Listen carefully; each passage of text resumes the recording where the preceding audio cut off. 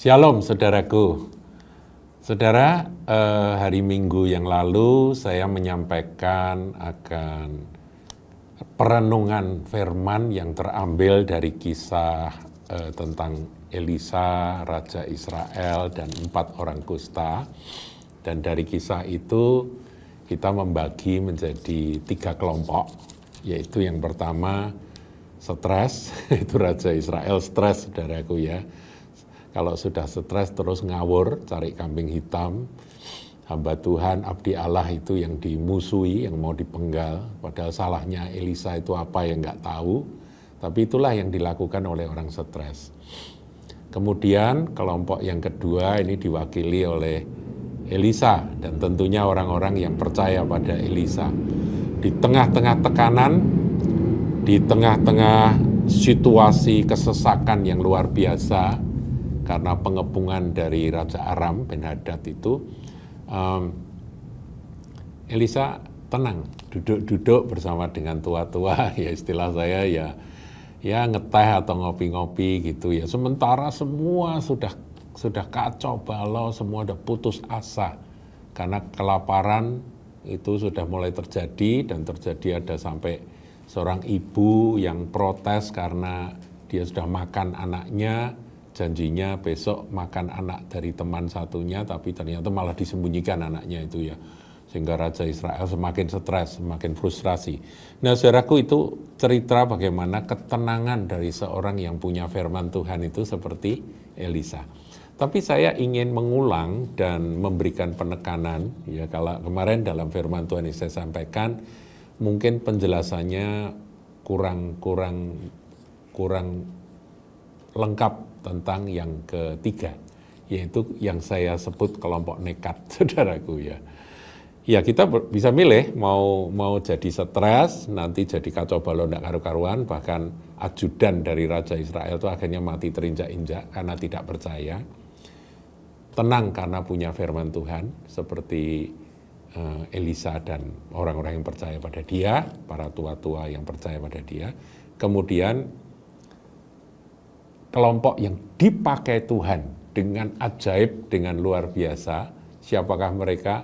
4 orang kusta. Ya saudaraku, orang kusta ini orang-orang buangan, orang-orang yang tidak dianggap manusia lagi, karena mereka bisa menularkan akan penyakit yang sangat ditakuti pada masa itu, yaitu kusta. Nah, orang-orang kusta ini tertulis, saudaraku, ada 4 ya. Ada penafsir mengatakan salah satunya itu Gehazi gitu saudara ya. 4 orang sakit kusta ini mereka ada di depan pintu gerbang. Saya bacakan saudara ya. 4 orang yang sakit kusta, 2 Raja-Raja 7 ayat 3. 4 orang yang sakit kusta ada di depan pintu gerbang. Berkatalah yang seorang kepada yang lain, mengapakah kita duduk-duduk di sini sampai mati? Jadi ini cerdas loh saudara, orang-orang kusta ini. Mereka kan sudah dibuang dari komunitas. Mereka orang-orang Israel kan, tapi mereka sudah dibuang dari komunitas, mereka ada di luar pintu gerbang. Sementara di luar ada pengepungan yang dilakukan oleh orang-orang Aram, Ben-Hadad. Nah itu kan tidak ada makanan, saudara. Biasanya mereka ngemis, kali ada orang yang berbelas kasihan ngasih makanan, tapi ini nggak ada makanan. Di dalam kelaparan, di dalam kota kelaparan, mereka pun juga kelaparan. Nah terus salah satu berkata, mengapakah kita duduk-duduk di sini sampai mati? Itu satu pikiran logis, saudara, yang muncul. Nah saya ingin kita merenung, saudara. Kenapa Anda yang mengalami kesulitan, kesukaran kok cuma duduk-duduk saja nunggu mati? Ini sebuah contoh yang luar biasa bahwa Tuhan bisa buat mujizat melalui orang yang sudah terbuang, melalui kelompok dari mereka-mereka yang terpinggirkan, termarginalkan, begitu saudara ya. Jadi kalau ada saudara yang merasa, aku ini kan bukan siapa-siapa, aku sudah nggak dianggap, aku ini orang miskin, aku ini orang bodoh.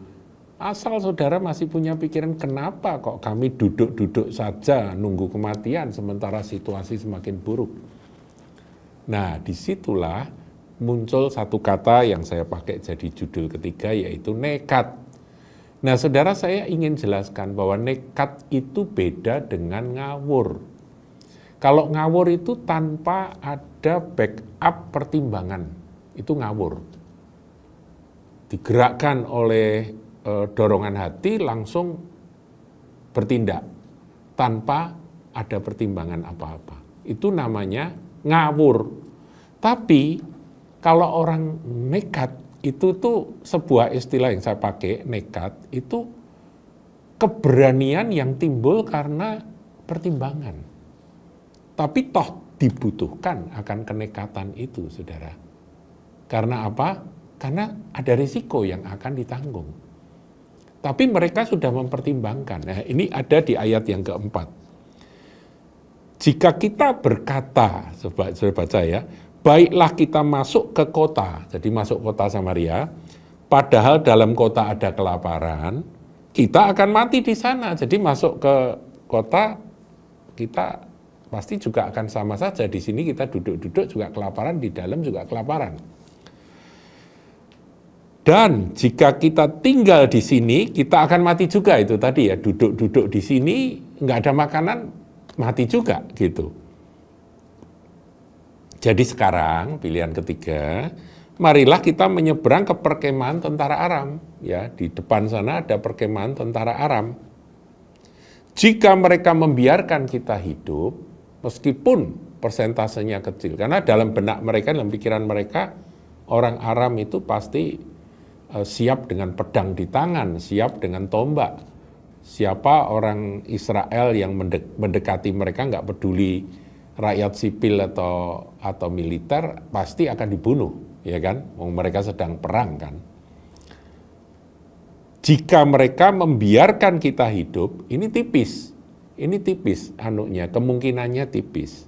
Dibutuhkan keberanian, saudara, untuk menghampiri akan kemah orang-orang Aram itu. Jika mereka membiarkan kita hidup, kita akan hidup. Dan jika mereka mematikan kita akan mati. Tapi kalau enggak, kita enggak gerak, kita enggak jalan, kita enggak mencoba, kita juga akan mati. Jadi ada pertimbangan, saudaraku. Dan mereka memilih meskipun kemungkinannya tipis. Ini logika. Belum lagi kalau di dalam logika yang sederhana itu, ada unsur Tuhan, saudara. Nah, nanti kita melihat bahwa ternyata Tuhan bekerja. Orang-orang kusta ini tidak menyadari bahwa mereka akan dipakai Tuhan, saudara. Ngerti ya? Mereka nanti akan dipakai Tuhan bukan untuk diri mereka berempat saja, tetapi mereka dipakai Tuhan untuk menyelamatkan seluruh bangsa Israel yang ada di dalam kota. Bahwa mereka dipakai menggenapkan apa yang dinubuatkan oleh Nabi Elisa. Ini dahsyat, saudara. Mereka nggak dengar nubuatan Nabi Elisa. Mereka terpisah. Tapi Tuhan dengan kemahatauan dan kemahakuasaan, Tuhan bisa pakai mereka. Tapi untuk memakai mereka dibutuhkan satu kata, nekat. Bukan ngawur, saudaraku ya. Ngawur itu tanpa pertimbangan. Hanya mengikuti akan ya dorongan hati. Ya aku mau gini-gini gitu, itu ngawur. Tapi kalau ini omongan mereka logis, saudaraku, ada pertimbangan. Di sini kita mati, masuk ke kota kita juga mati, ayo kita ke sana. Kalau mereka membiarkan kita hidup, kita hidup. Tapi kalau mereka tusuk kita dibunuh, ya mati, ya sama aja. Ini nggak lama lagi, kalau di dalam sudah kelaparan, sudah parah, nanti mereka juga akan nyerbu ke kota dan akan membunuh. Kita pun juga pasti akan mati dibunuh. Jadi pemikirannya itu logis sekali, saudaraku. Tidak ada pilihan, tapi masih ada kemungkinan tipis. Nggak tahu bagaimana. Kalau Tuhan terlibat di dalam satu peristiwa, satu tindakan, maka logika manusia, prediksi manusia bisa jungkir balik, nggak keru-keruan, saudaraku. Ngerti ya? Jadi kita ini jangan sampai punya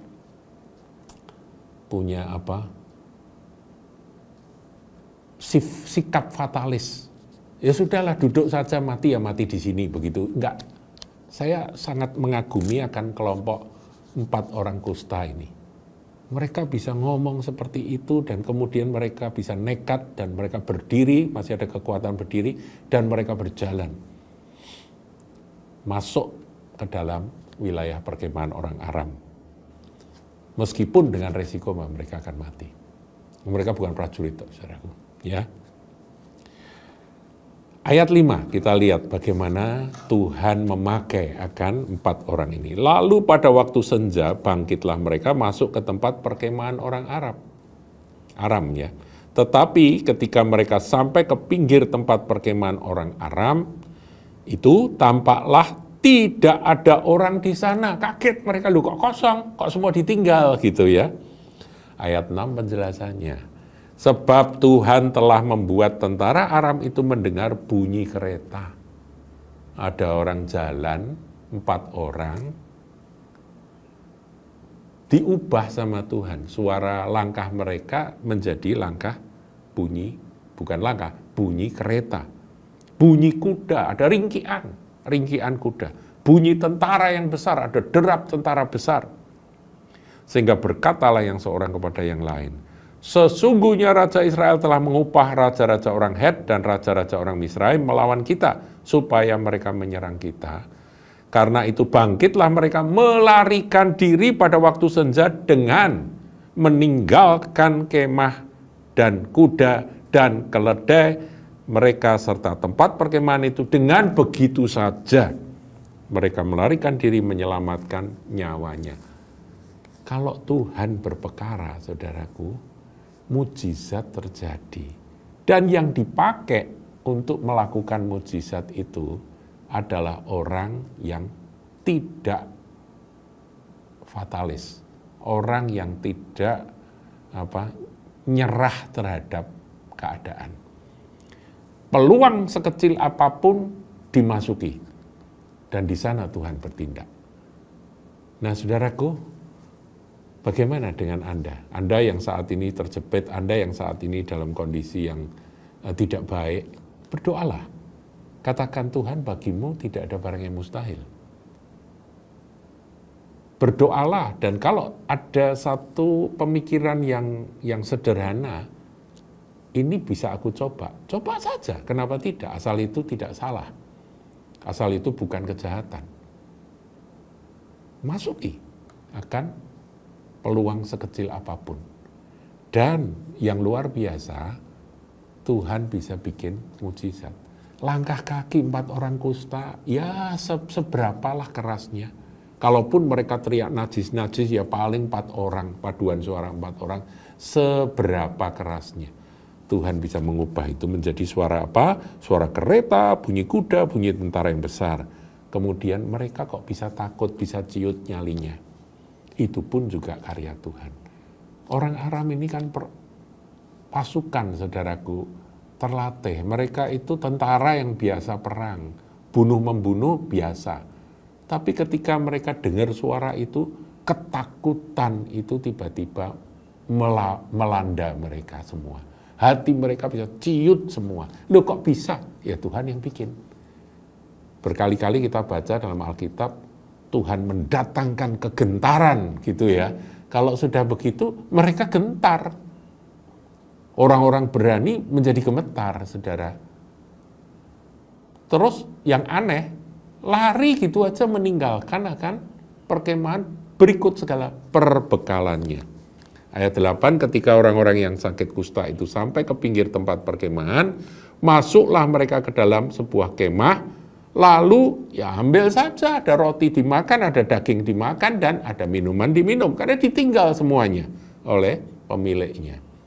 Sesudah itu mereka mengangkut dari sana, ada emas dan perak dan pakaian, saudaraku. Ditinggal. Langsung diangkut, kemudian pergilah mereka menyembunyikannya, harta karun ya disembunyikan sama 4 orang kusta. Kusta itu kan miskin, saudaraku, nggak bisa kerja, nggak bisa diterima kerja di mana-mana. Mau kerja nggak bisa, saudaraku, karena mereka bawa penyakit ya. Takut kalau bikin orang lain ketularan. Lalu datanglah mereka kembali masuk ke dalam kemah yang lain dan mengangkut juga barang-barang dari sana. Suatu kemah, setelah makan minum kenyang, ada harta karun diambil semua, disembunyikan, masuk kemah yang lain, dan mengangkut barang-barang dari sana, kemudian pergilah mereka menyembunyikannya. Jadi mereka diberkati, tanda kutip, padahal peluangnya kecil sekali. Bisa mati mereka, tapi ya sama aja. Duduk-duduk mati, masuk kota juga mati, ayo kita jalan ke sana.